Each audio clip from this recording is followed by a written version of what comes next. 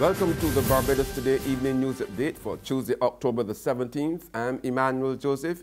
Thanks for joining us. In our top story at this hour, she is now a mother of 3 and the daughter of a rape victim.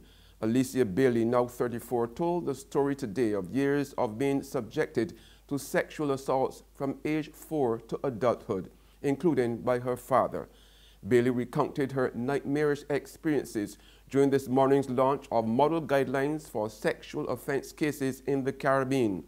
She said that between ages 4 to 6, she was sexually abused by friends of the family. Onward from that age, I was sexually assaulted into my adult years by my father, family members, and other persons. I was raped on more than one occasion. Those experiences have left a stain on my life. When he addressed the launch, Chief Justice Sir Marston Gibson announced plans to introduce a new initiative where victims of crimes would be given equal voice in pursuing justice. One of the things that we have not really been very good at doing is listening to the victim, hearing the victim speak. What has happened is that victims tend to speak through the probation report. So when the pre-sentence report is handed up, that's when you hear the victims speak. In our sentence indications, plea bargaining, or as it's called, guilty plea workshop, one of the central features of the practice direction, which is being worked on, that actually we have it's already out in draft, is that there's going to be room for a victim impact statement. We refuse to again, relegate the victim to part of the backlog. The Chief Justice also disclosed that magistrates will soon have new standards which would guide them when hearing domestic abuse cases. In other news now, charging that some of the country's most vulnerable citizens, pensioners, are now simply existing thanks to the National Social Responsibility Levy, or the NSRL, the Barbados Association of Retired Persons is pleading with government to give its members an ease from the dreaded tax. President Ed Bushell told Barbados Today that 3.5 months after its implementation, pensioners were finding it increasingly difficult to keep up with the rising cost of living forced upon them by the levy.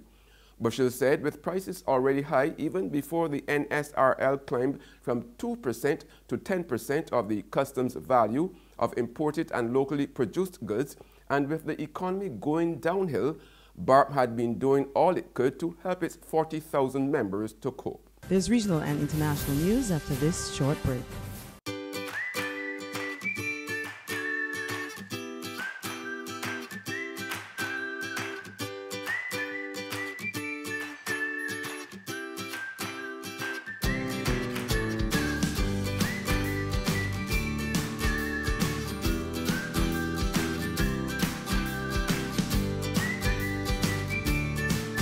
Barbados Today, touching one community at a time.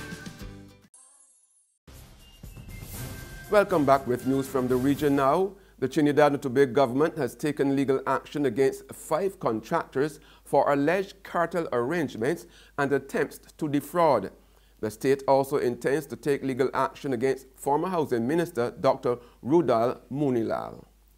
It should have cost the taxpayers $248 million, as opposed to the 10 contracts that were awarded in the sum of $416 million.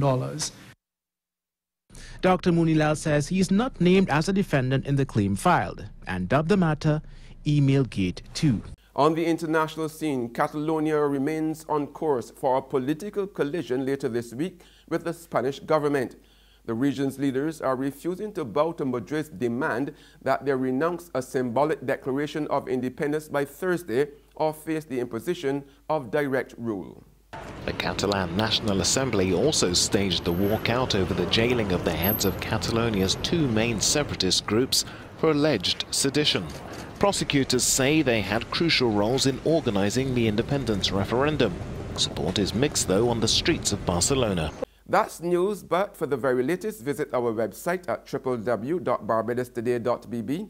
You can also subscribe to our e-paper, email updates, or like us on Facebook. We are also on Izumi Media in bus terminals, as well as screenplay at supermarkets and gas stations near you. You can also hear us on Mix 96.9 FM. I'm Emmanuel Joseph. Have a fantastic evening.